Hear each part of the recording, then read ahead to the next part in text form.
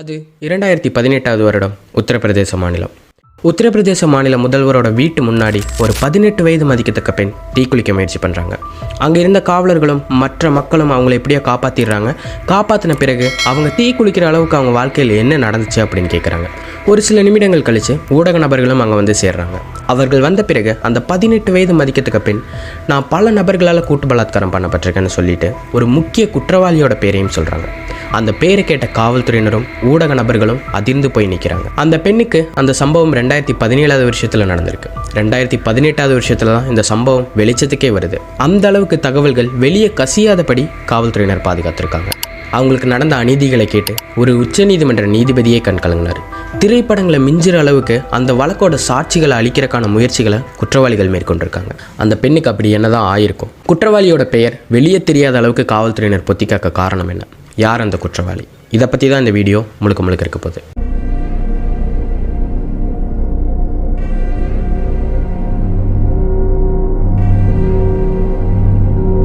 உத்தரப்பிரதேச மாநிலத்தின் உன்னாவ்.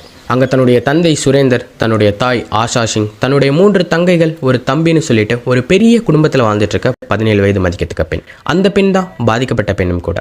அவங்களோட குடும்பம் முழுக்க விவசாயத்தை நம்பி இருக்க குடும்பம். அவங்களுக்கு வேறு எந்த வருமானமும் கிடையாது. ரொம்ப ஏழ்மையான குடும்பமும் கூட.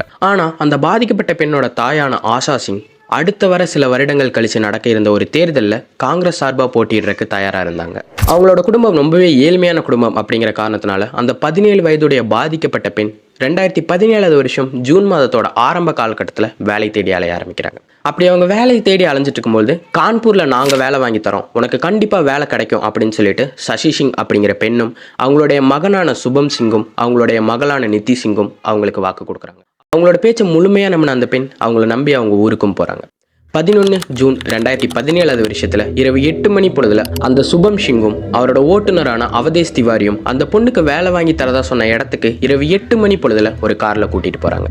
கூட்டிகிட்டு போன சில தூரங்கள் கழித்து அந்த 2 பேரும் காரை நிப்பாட்டிட்டு அந்த பெண்ணை பயங்கரமாக தாக்க ஆரம்பிச்சு அவங்க அந்த பெண்ணை பலாத்காரம் பண்ண ஆரம்பிக்கிறாங்க. இந்த செயலை செய்து முடிச்ச பிறகு அந்த நபர்கள் அந்த பெண்ணை வேறு ஒரு இடத்துக்கு கூட்டிட்டு போறாங்க. அங்க போனா அடையாளம் தெரியாத நபர்கள் பல பேர் அங்க இருக்காங்க.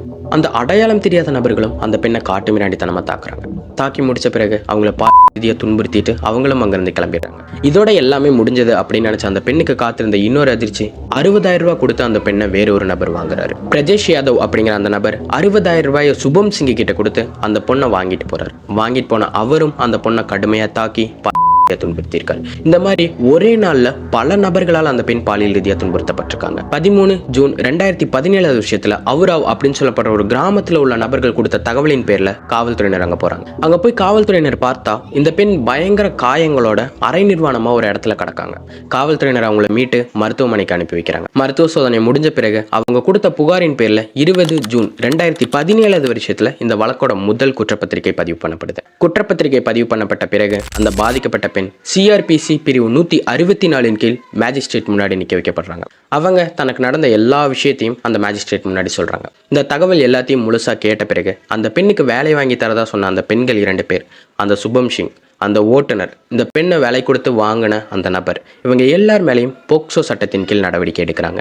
அதன் பிறகு இந்த பெண் எழுதின ஒரு கடிதம் தான் இந்த வழக்கோட முக்கிய குற்றவாளியே வெளியே கொண்டு வந்துச்சு. 17 ஆகஸ்ட் 2017வது வருடத்துல யோகி ஆதித்யநாத்துக்கு அந்த பெண் ஒரு கடிதம் எழுதுறாங்க. அந்த கடிதத்துல அந்த பெண், ஜூன் 11ஆம் தேதி நான் பல நபர்களால் கூட்டு துன்புறுத்தலுக்கு ஆளாகிறதுக்கு முன்னாடியே ஜூன் 4ஆம் தேதி ஒரு முக்கிய நபரால் கண்டிக்கப்பட்டேன்.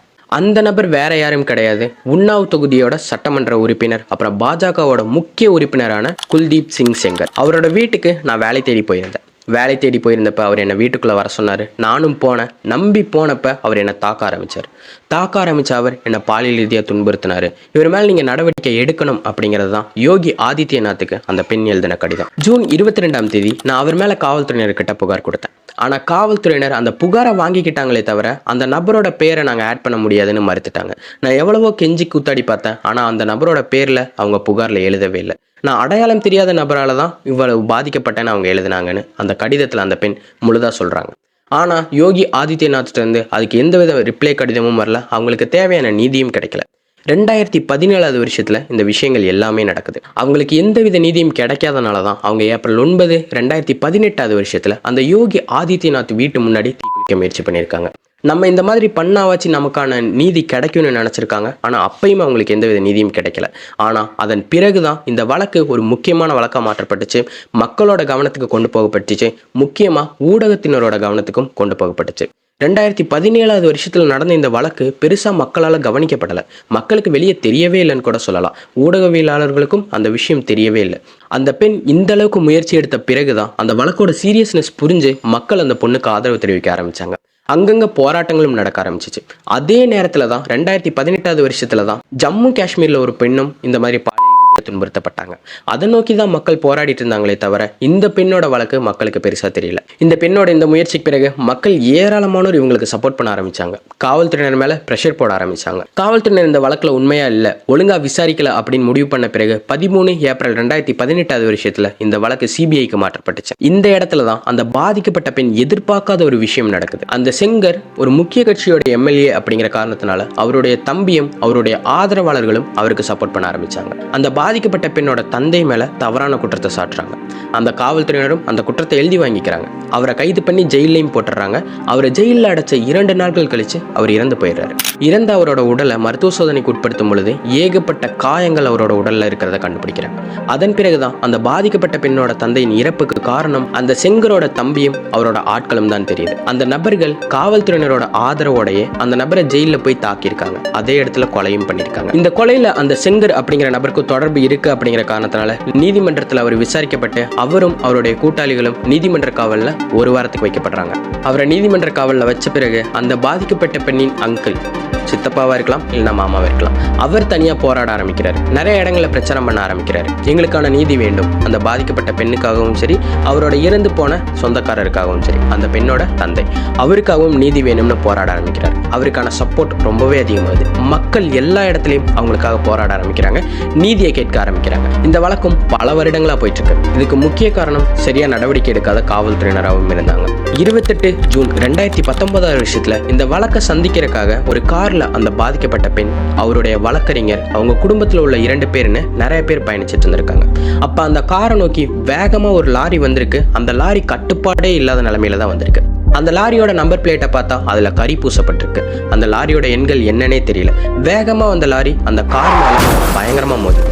அப்படி மோதினதுல அந்த பாதிக்கப்பட்ட பெண் காயமடைஞ்சிடறாங்க. அந்த பெண்ணோட வழக்கறிஞர் பயங்கரமான நிலையில காயமடைகிறாரு. அந்த பாதிக்கப்பட்ட பெண்ணோட உறவினர்கள் சம்பவ இடத்திலே இறந்து போயிடுறாங்க. அவங்க சாட்சியை அழிக்க முயற்சி பண்ணியிருக்காங்கன்னு எல்லாராலையும் சொல்லப்பட்டுச்சு. மக்களோட போராட்டம் மேலும் மேலும் வலுப்பட்டுச்சு.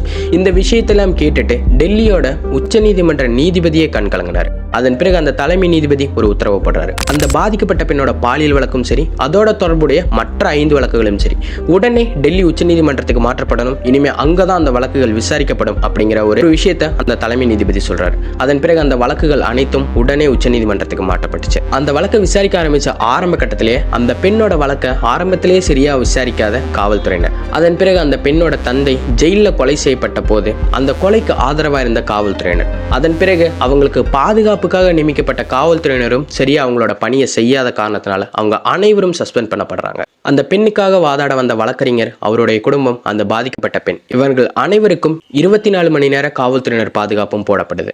அதன் பிறகு நீதிபதிகள் இந்த வழக்கம் முழுசா விசாரிக்கிறாங்க. விசாரிச்சு முடிச்ச பிறகு டிசம்பர் 16, 2019 வருஷத்துல அந்த செங்கர் தான் குற்றவாளி அப்படின்னு நிரூபிக்கப்பட்டது. டிசம்பர் 20, 2019 வருஷத்துல அந்த செங்கருக்கு 10 ஆண்டு கால ஆயுள் தண்டனையை நீதிபதிகள் விதிக்கிறாங்க. ஆனா அந்த செங்கரும் அவருடைய ஆதரவாளர்களும் அவருக்கு எதிர்ப்பு தெரிவிச்சாங்க. அந்த வழக்கோட தீர்ப்பு வந்த சில நாட்கள் கழிச்சு அந்த செங்கரோட வழக்கறிஞர்கள் மேல்முறையீடு பண்றாங்க. அவங்க சொன்ன மேல்முறையீட்டுல அந்த செங்கர் தான் அந்த குடும்பத்தோட ஒரே ஒரு ஆண் நபர். அவரோட மகளுக்கு சில நாட்களில் திருமணம் நடக்க இருக்கு. அந்த திருமணத்துக்கான வேலைகளை அவர் தான் பண்ணியாகணும். அதனால அவருக்கு பெயில் வேணும்னு சொல்லிட்டு அந்த வழக்கறிஞர்கள் மேல்முறையீடு பண்றாங்க. ஆனா நீதிபதிகள் அந்த மேல்முறையீடை தள்ளுபடி பண்ணிட்டு அதுல ஒரு சின்ன விதி விலக்க கொடுக்குறாங்க. அவருடைய பெண் திருமணம் நடக்க போறதா சொன்ன அந்த தேதிகள்ல மட்டும் ஒரு 10 நாளுக்கு அவருக்கு பெயில் கிடைக்கும்னு நீதிபதிகள் சொல்லி முடிக்கிறாங்க. 2017 வருஷத்துல ஒரு பெண்ணிற்கு ஏற்பட்ட கொடுமை 2018 வருஷத்துல தான் மக்களுக்கும் தெரிய வருது, ஊடகங்களுக்கும் தெரிய வருது. அந்த அளவுக்கு பணமும் பதவி உதவியும் அந்த பொண்ணோட வாழ்க்கையில் விளையாடிடுச்சு. காவல்துறையினரே அந்த பெண்ணுக்கு சரியான உதவியை பண்ணல. அவங்க உதவி பண்ணல அப்படிங்கிறத விட அவங்களோட கடமையை சரியாக செய்யலை. அந்த ஒரே ஒரு வழக்குனால அந்த பெண் தன்னுடைய குடும்பத்தில் உள்ள பல நபர்களை இழக்க வேண்டியிருந்தது. அவருக்கு 10 ஆண்டு ஆயுள் தண்டனையோட சேர்த்து 25 லட்சம் அபராதமும் விதிக்கிறாங்க. அதில் 15 லட்சம் பார்த்தீங்கன்னா அரசாங்கத்துக்கு கொடுக்கணும். இந்த வழக்கு நடந்ததுக்காக அரசாங்கத்துக்கு கொடுக்கணும்னு சொல்லிட்டு நீதிபதிகள் அந்த வழக்கை முடிச்சு வைக்கிறாங்க. அந்த வழக்கு முடிஞ்ச சில வருடங்கள் கழிச்சு அதே பெண் காவல் நிலையத்தில் வேறொரு புகாரை கொடுக்குறாங்க. அந்த புகாரில் சொல்லப்பட்ட விஷயம், அவங்களுடைய அங்கிள், அவங்களுடைய மாமா, அந்த பெண்ணுடைய தாய், மற்ற உறவினர்கள் எல்லாருமே அவங்களுக்கு கவர்மெண்ட் மூலமாக வந்த பணத்தை அவங்க எடுத்துக்கிட்டு இவங்களை வீட்டை விட்டு வெளியே துரத்திட்டாங்க அப்படிங்கிறது தான் அந்த புகார். அந்த புகார் எந்த அளவுக்கு உண்மை பொய் அப்படின்னு தெரியல. அந்த பொண்ணோட வாழ்க்கை இப்போ எப்படி இருக்குன்னு தெரியல. தன்னோட குடும்ப சூழ்நிலைக்காக வேலை தேடி வெளியே போன பெண், அவங்களுக்கு ஏற்பட்ட ஒரு கொடூர நிலைமை தான் இது. 2017 வருஷத்தில் அவங்களுக்கு நடந்த இந்த அநீதிகள் 2018 வருஷத்தில் தான் வெளியவே வந்துச்சு. 2019 வருஷத்தில் தான் அவங்களுக்கான நீதியே கிடச்சிச்சு. இந்த அளவுக்கு ரொம்பவே தாமதமாகுது. ஒரு பெண் பாதிக்கப்பட்டால் அவங்களுக்கு தேவையான நீதி கிடைக்கிறதுக்கு ரொம்பவே வருடங்கள் அதிகமாகுது. காலங்கள் போக போக பெற்றோர்களோட மனநிலைமையே மாறுது. சில வருடங்களுக்கு முன்னாடி பெண் பிள்ளையை பெற்றெடுத்தால் நம்ம கல்யாணம் பண்ணி கொடுக்க முடியாது, அந்தளவுக்கு நம்மக்கிட்ட வசதி இல்லை, அதனால் நமக்கு பெண் குழந்தை வேண்டாம் அப்படின்னு தான் பெற்றோர்கள் யோசிச்சுட்டு இருந்தாங்க.